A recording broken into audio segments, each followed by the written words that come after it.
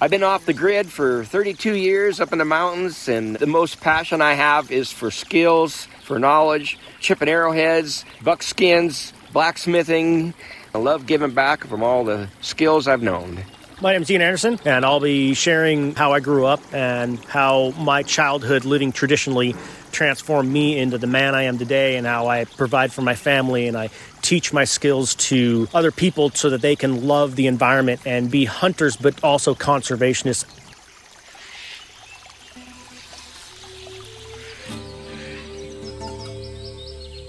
Welcome to The Trail Less Traveled, an adventure radio series and podcast dedicated to collecting stories and sounds from around the world in order to take you back to mankind's earliest form of entertainment, storytelling. Missoula, Montana is a mecca for outdoor enthusiasts, and each week we will bring you tales of adventure from both near and far, as well as information and inspiration and a few tunes to set the mood. You can subscribe to the podcast and learn about our international outreach projects at traillesstraveled.net. And now, here's your host, International Expedition Guide, Conservationist, and Yogi, Mandela.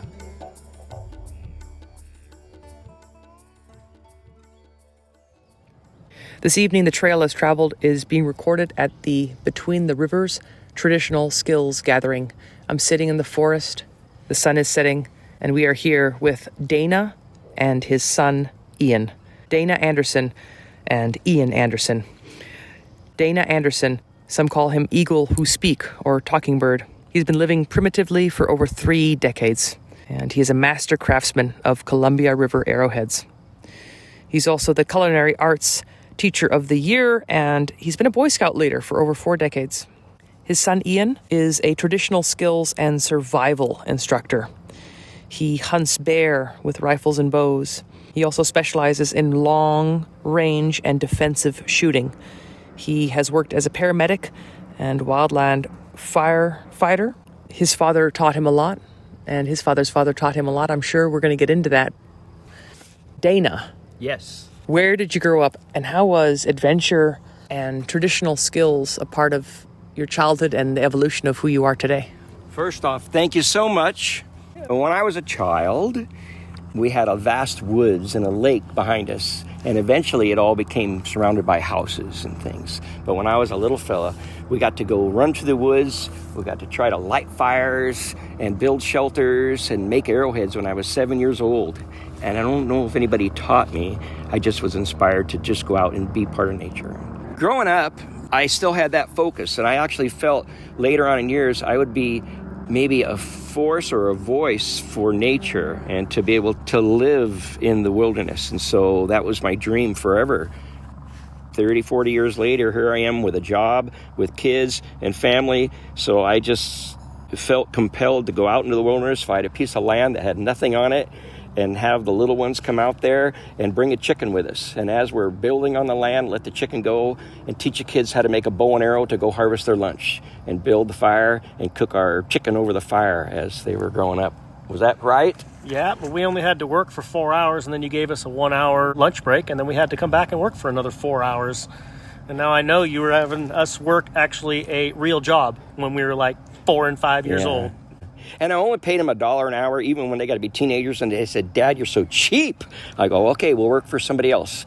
So the time they graduated, they had 2 jobs. They had their own cars. They paid for insurance. And before they were 18, they moved out of the house, and they were people. Very successful way of growing up. I would like to tell you that I have a son that works at the Pentagon. I have a son that's a Game Warden of the Year in Nevada, now a sheriff. There's 3 master's degrees. There's the most happiest, loving families, 25 grandkids. It's not like a normal family where you have these problems. It's more like, give me a hug. I love you. I love you. I love you. So, anyway, by the end of this talk, I hope you feel that love. That's probably the most important thing I could tell you. Okay, back to the childhood early. At 7 years old, I went hunting arrowheads with my grandma, and one was broken on the tip. And I took my pocket knife out because I was so proud of my pocket knife.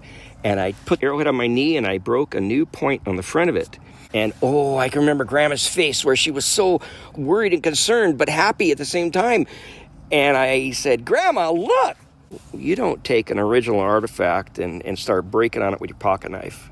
But all the adults kind of came in and said, wow, that looks pretty good. So immediately I was a hero in front of all these big people, and it psychologically affected me that I could do something that would inspire people and make them happy at 7 years old. And I have a huge passion for breaking rocks. Not that I'm faking archaeological things. I'm so inspired to have that feeling of what life was like and to be in the zone, if you want to say, of the father is chipping rocks to be able to make an arrowhead, to be able to make things, to be able to harvest food for his family that had to make it through the winter, and then they had to dry the foods and stuff. So I've had a huge passion for that whole circle of life and death for my whole life.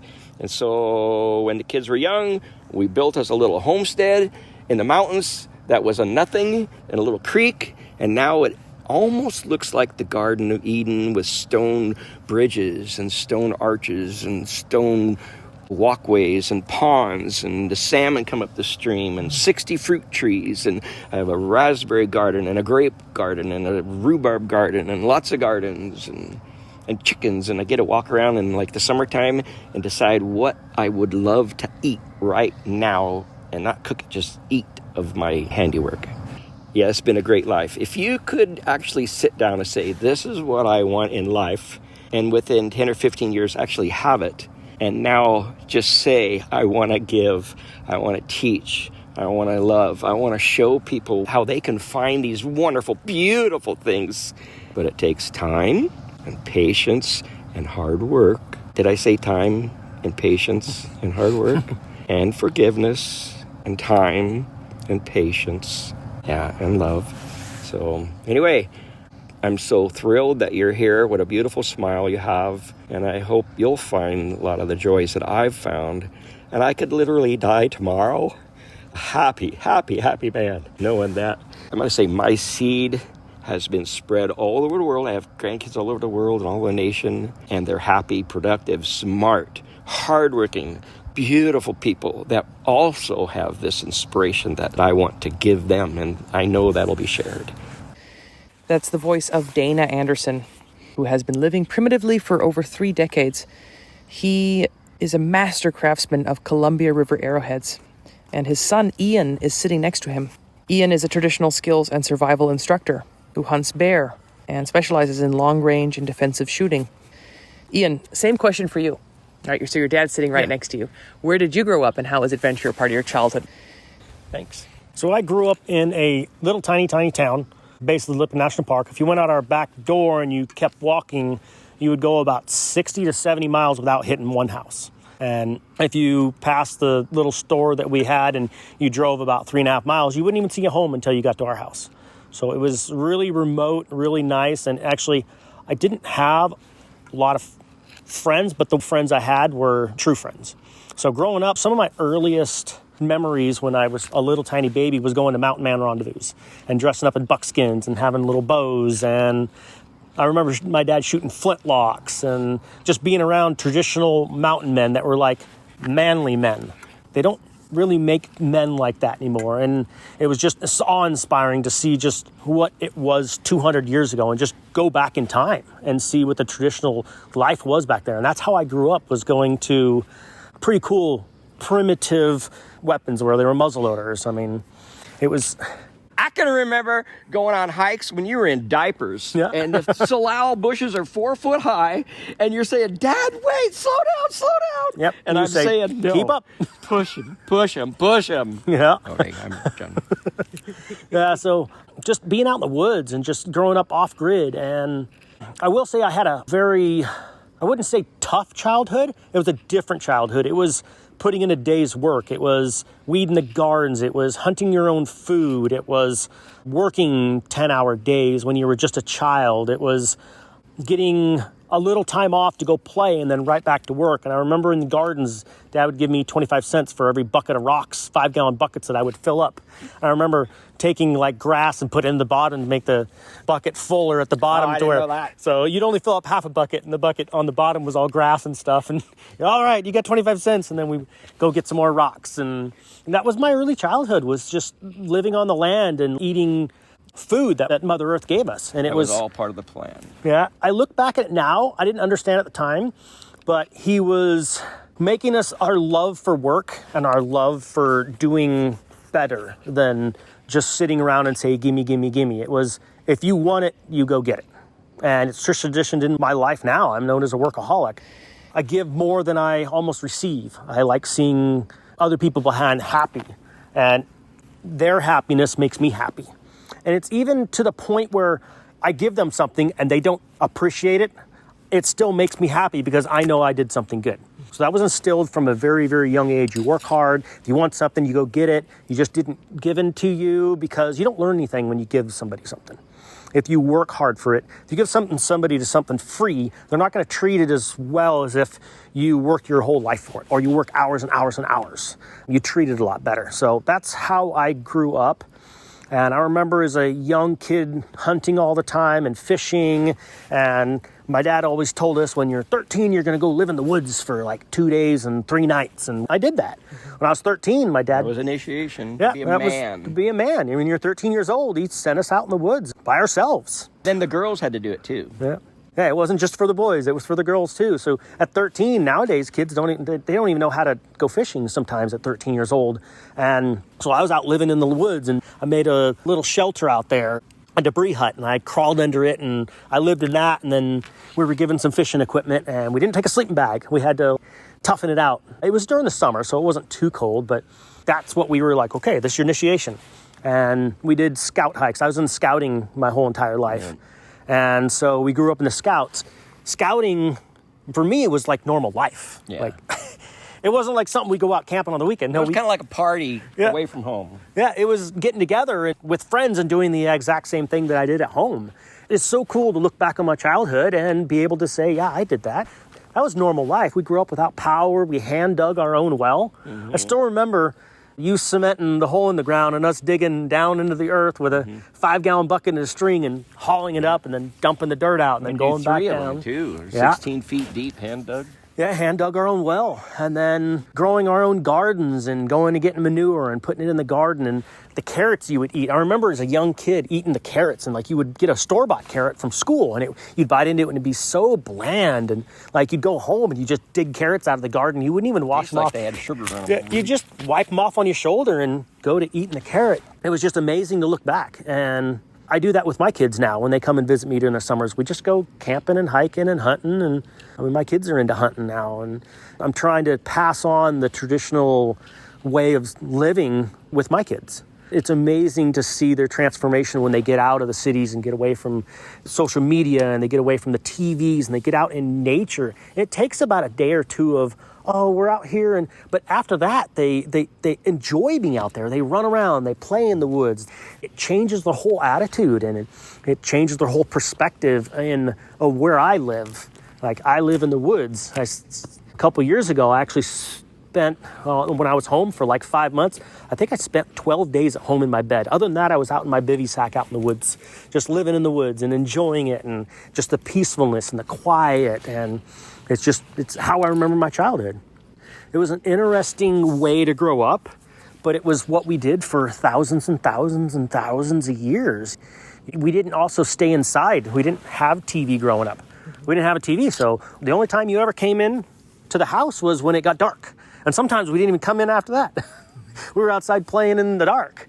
I remember it being dark, and I got home like an hour after dark. My parents were kind of a little nervous that I was out there an hour after dark, and I was just hiking my way home. And I think I was like 12, 13, 14, and I remember probably 8, 9, 10, somewhere in there, and we would take our little 22s into the woods and we would hunt. And my parents didn't have any problem with us out there. How far was Haven Lake? Haven Lake was probably 8 miles. 8, 9 miles up in the mountains. Over the top of a mountain range and down the other side. And we would hike up there as kids and just be gone. We would leave early in the morning and come back after dark, and we were 10, 11, 12. We were 8, 9 miles away from home, up in the mountains with the cougars and the bears, and we were just little kids up in the mountains with little 22s. And I remember hiking back, and I had my dog named Bear, and I got him when I was just a child, and he was with me for a lot of years. And one of the earliest books I read was Hatchet and Where the Red Fern Burns. And that was like my ultimate, I wanted to live like this, just out in the woods by myself. And those 2 books really inspired me. Other than my parents and where we lived, just get out in the woods and enjoy life. And Where the Red Fern Grows is just a boy out with his dog out in the woods, just exploring and having fun and surviving. And that's pretty much how I grew up as a child. It was just an amazing experience just to be out in the woods and live like we did for thousands and thousands of years. Just have a wonderful time out there. And we were poor. I mean, we didn't have power, but we were so rich in other ways. I mean, we were poor financially, but we were rich beyond belief, beyond any other riches I could ever want in the world. I mean, if somebody would have gave me a big mansion, I'd be like, no, I want the woods. The woods are my home. And so that's why I'm big into survival gatherings and survival, like instructing, because the woods are my home, and I'm going to treat my home with care and dignity and try and leave the place or return the place to its natural setting, because this is my home. This is where I live. This is where I live with all the other animals.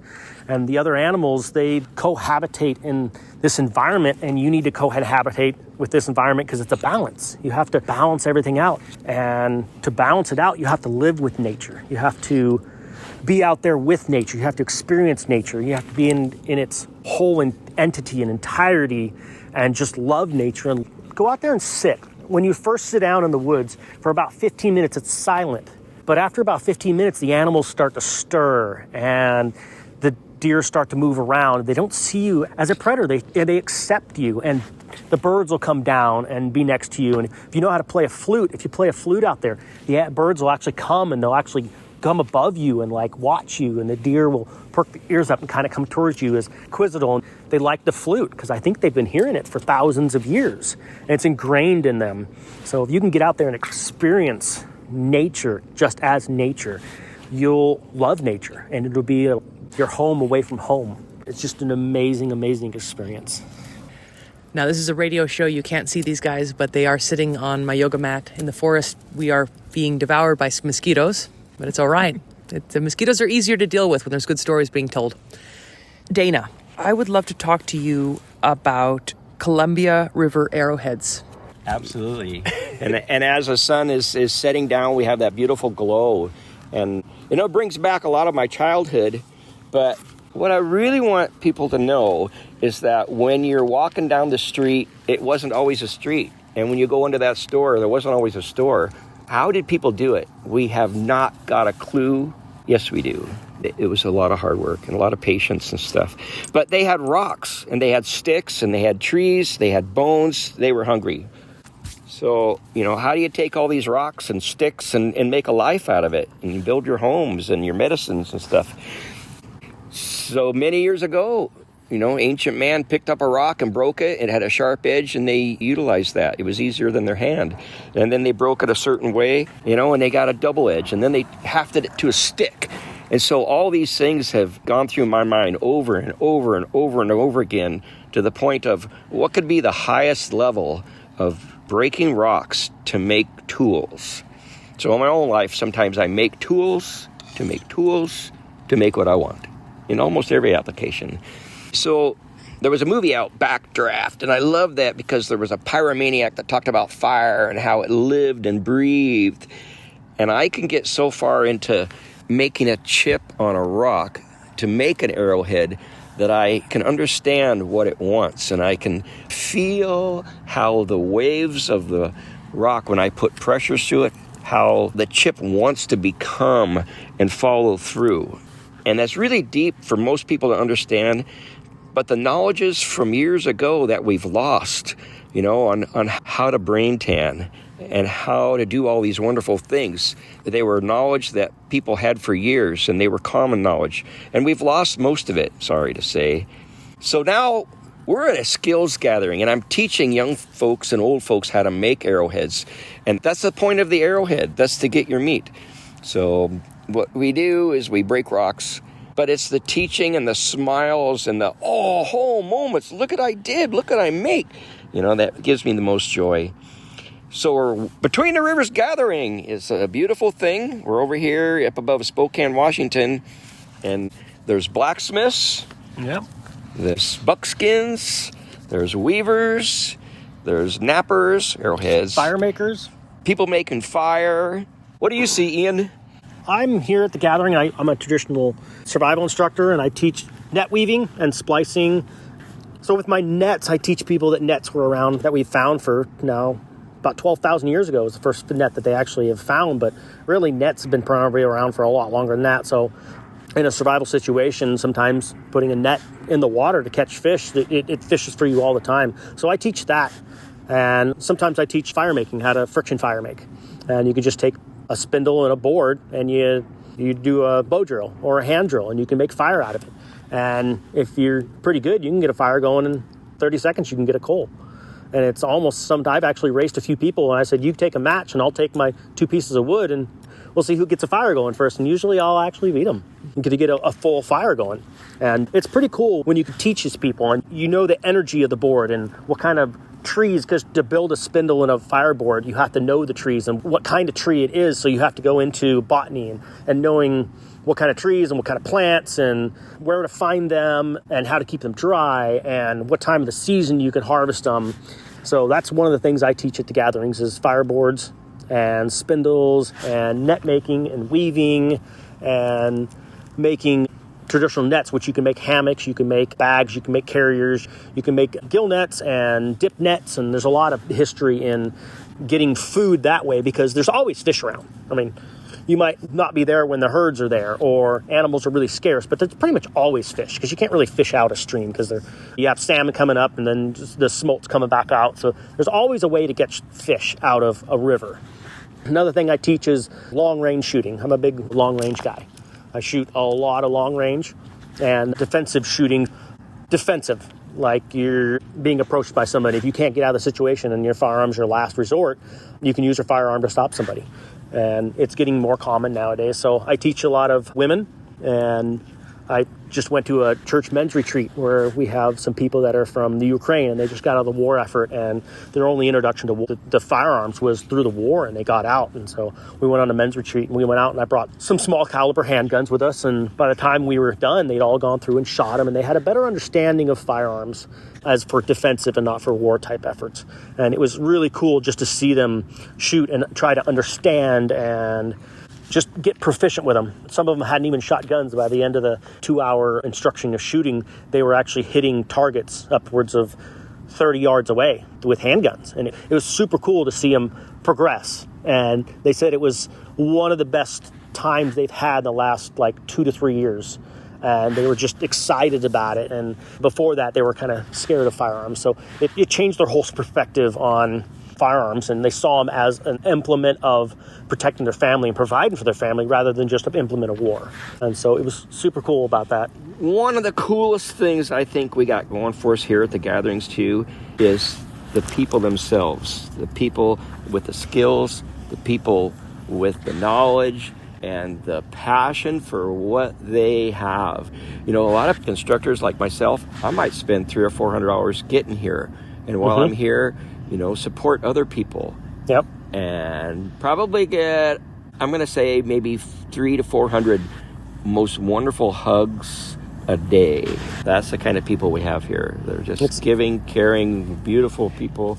It's a big family here. Skills, and it's a big family. It's a big family. You see people you haven't seen in 2 or 3 years, and you're still like, hey, how you doing? And years ago with some very inspirational people, and it's just catching on. And now the gatherings are all over the country, and actually all over the world. There's skills gatherings. Mm-hmm. So the good stuff.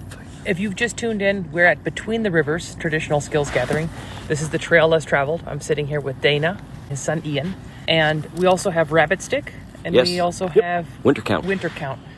But I also want to talk to you about hunting and your connection with your food and the importance of spending that time. Let me start. You guys both hunt with traditional tools? I hunt with muzzleloaders I make. Mm-hmm. And he hunts with mostly high-powered. Bow and arrow?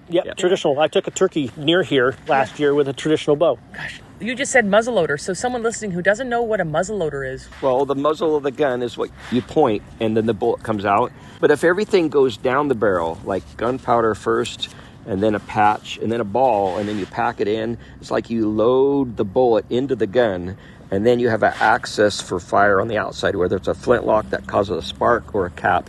And then when the cap explodes and the fire explodes from a flintlock, the flint hitting the steel makes a spark, which ignites the powder inside, which causes the ball to come out. And then after that, hopefully you're a good shot. You get your food. So anyway, yeah, I have gone as far as taking the wood from a tree, taking the raw metals, filing them, heating them, foraging them, making my barrels, making the triggers, making little pieces out of silver, some gold, and producing some beautiful artworks that look and act like 17th century, 18th century firearms.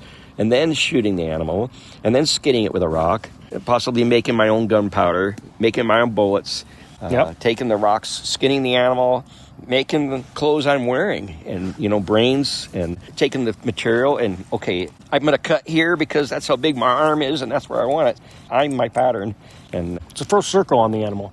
You use full circle. all parts of the animal. You harvest it, and then you use it all as much as you can. You use the intestines. You use the brains to tan the hide. You use the hide. You use the antlers to make buttons. You use the hooves. You can make rattles. Yeah, you make rattles out of horns. You can take the feet and then dry them in an angle and then put them in the wall, and you can put your firearms on those. Bone scrimshaws and bone buttons. Yeah, you can make knives out of bones. You can make arrow points out of bones. You use as much of the animal, because taking an animal's life, you want to honor it by using what you can, 100% of it, as much as you can. I wouldn't say 100%. There are some parts that you definitely can't use. Like, you can use the fur for putting in your sleeping bag or putting underneath you. Try and honor the animal's life. It gave up its life. You might as well take. There's a lot of uses for urine. Yep, tanning. Yeah, Tanning is one of the main ones they used to use urine for. It's mosquito bites. You try and we got a few of those right now. Yeah, it's great. Little creatures. You honor the animal. So first ever deer I took, I was 8 years old, and I shot it with a .50 caliber flintlock muzzleloader.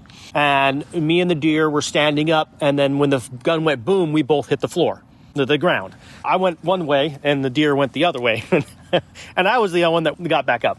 So I remember that, and then my dad taught me how to skin my first deer at 8 years old. And he's like, all right, you pay attention because you're doing the next ones. Better than I am on everything. So after that, I just started skinning all my own game, and then that's how we got meat.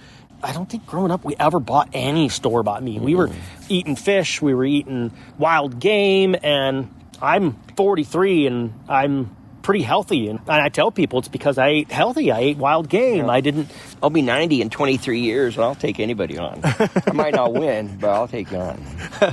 It's eating good, healthy, natural food, and that's what I attest to. Our health is amazing. I never get sick. You never get sick? I've never got sick. Yeah.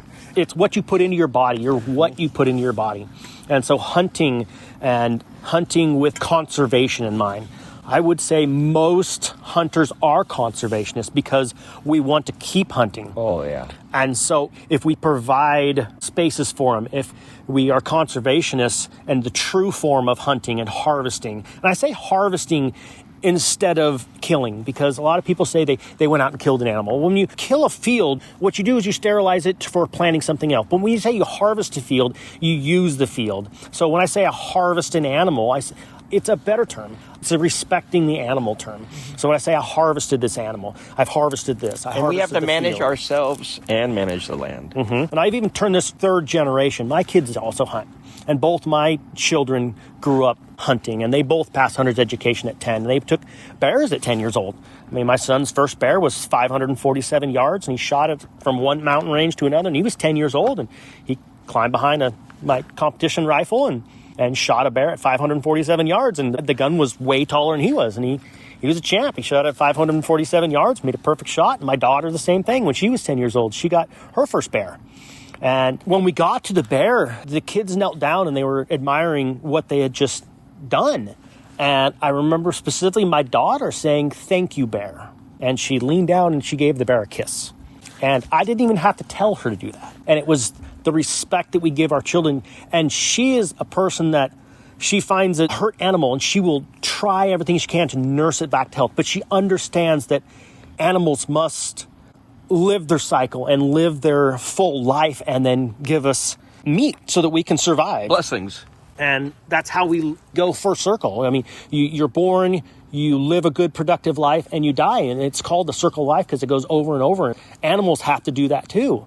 And so if they can die and provide us good, healthy meat that we can be healthy, then we're now part of that circle of life. And if we honor the animals and we say, yes, we took your life, but we're going to honor you in that way, I do believe that Mother Nature will help provide for us later on, that we're going to not be her chosen, but we are more chosen to be able to go out and harvest more animals and get more healthy food so that we can continue that circle of life. And it's an amazing experience to live that first circle rather than going down and you buy something that you don't know how it was raised. You don't know how it lived its life.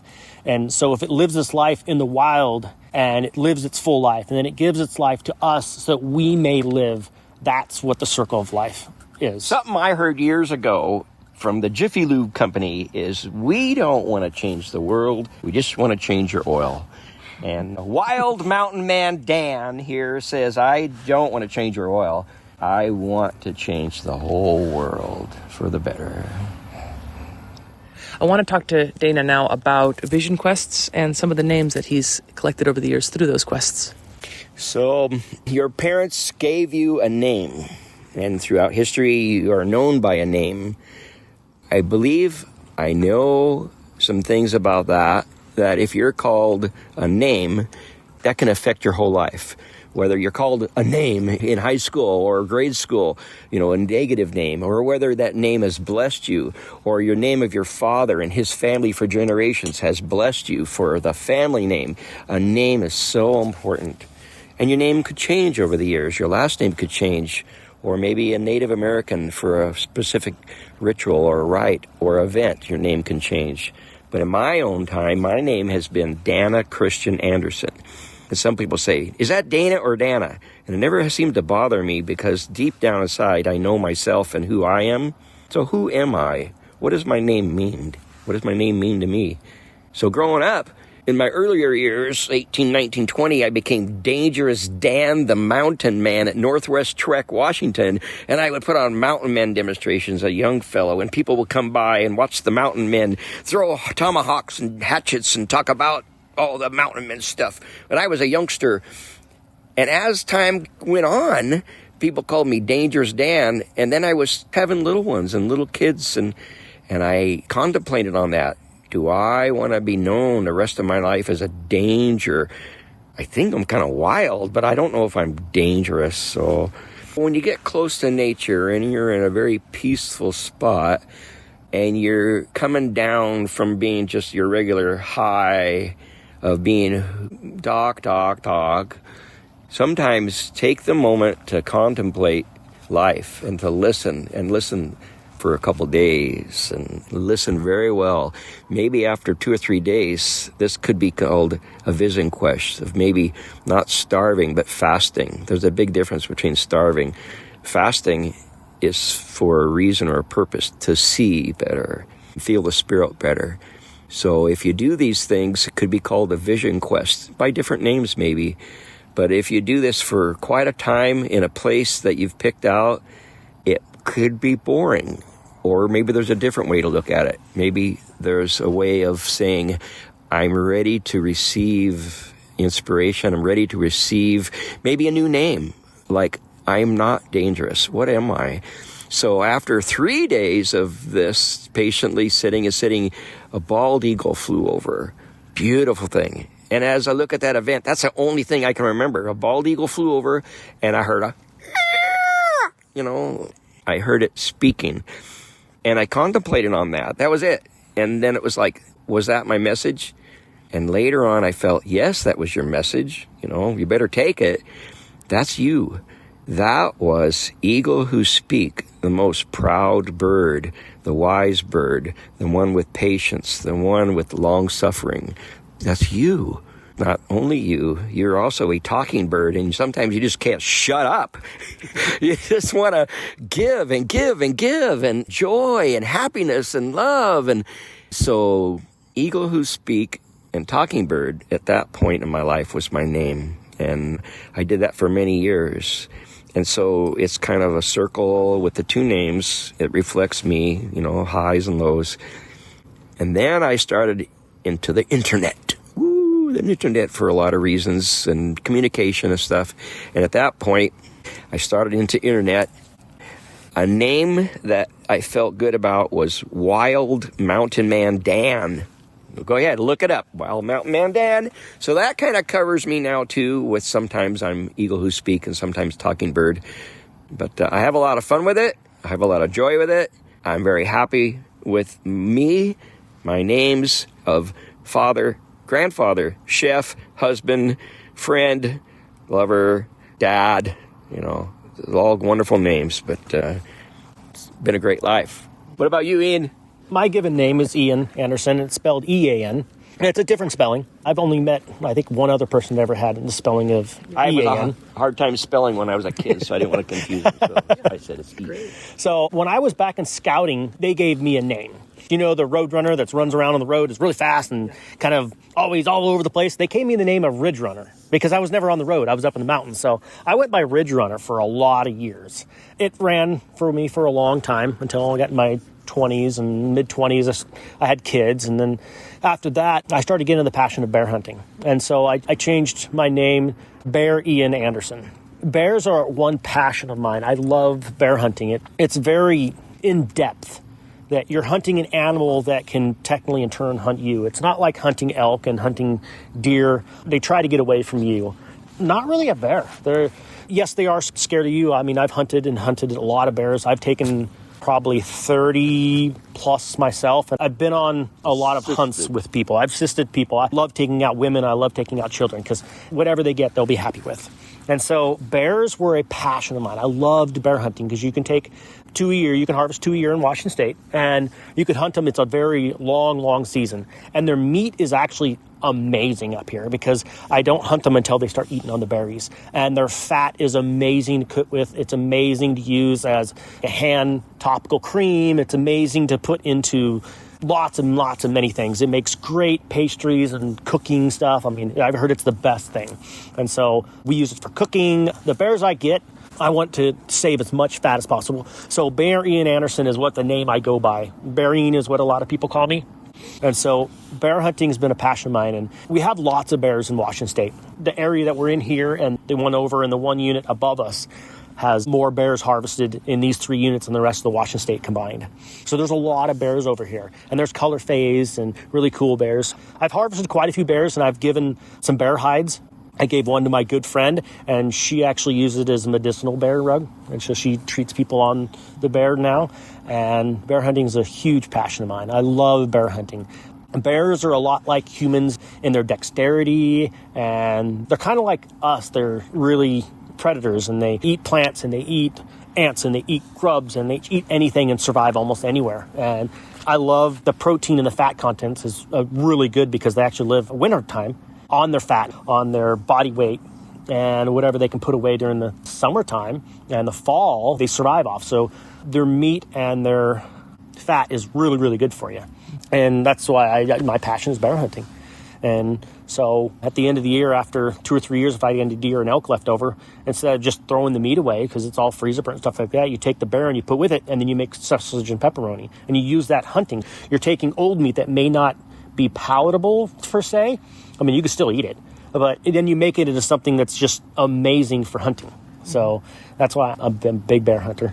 And then it's just amazing to go out there and go after an animal that's majestic and could technically hunt you in theory.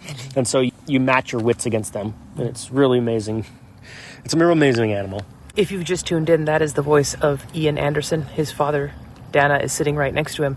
We're talking about hunting, which is conservation. I assume that the majority of the people listening understand the deep, interwoven connection between hunting, fishing, and conservation.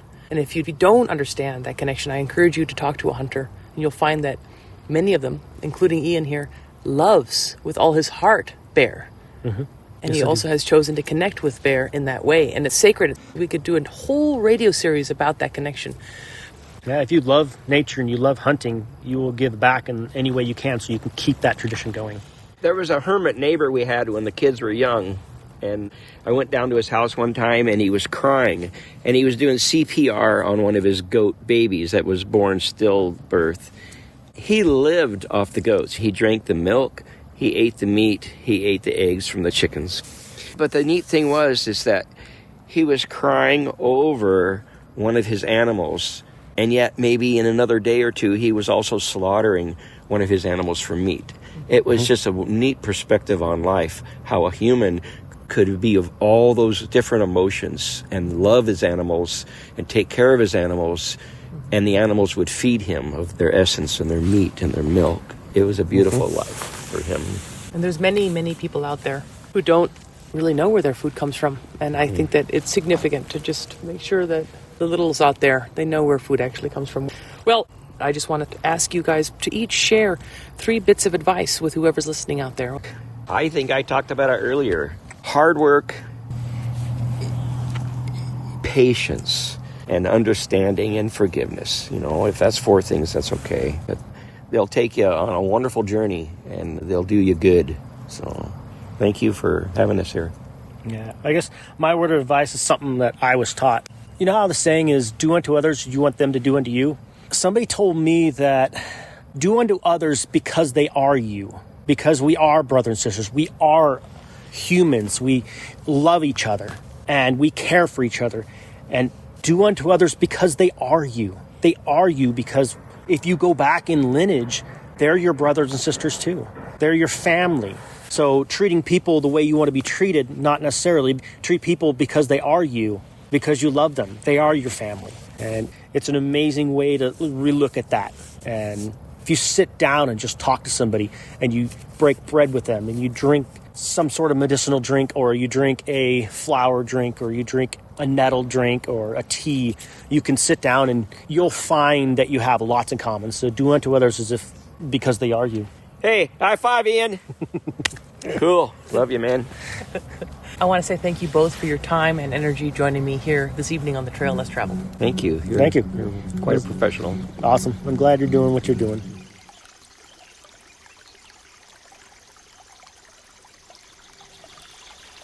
Hello, my name is Kevin Niehaus, and I'm a teaching naturalist at the Montana Natural History Center, where our mission is to promote and cultivate the appreciation, understanding, and stewardship of nature through education. And for my naturalist tip of the week, I want to remind you to always pay attention to the context of what you find while out in nature. Finding evidence of animals is exciting, and often we can get so caught up trying to identify what animal it came from that we can forget to zoom out and investigate why it is where it's at. Are the tracks you found along an already existing path? Are the food scraps left behind somewhere that the animal could have easily kept watch from while it ate? Has that scat been dropped somewhere obvious, like atop a rock or along a trail, or is it slightly buried in an attempt to go unnoticed? Context like this can not only help you identify who left the clues behind, but it also helps you visualize your landscape and piece together the behaviors of the animals who lived there. For more information or to become a member of the Montana Natural History Center, visit montananaturalist.org. That's montananaturalist.org.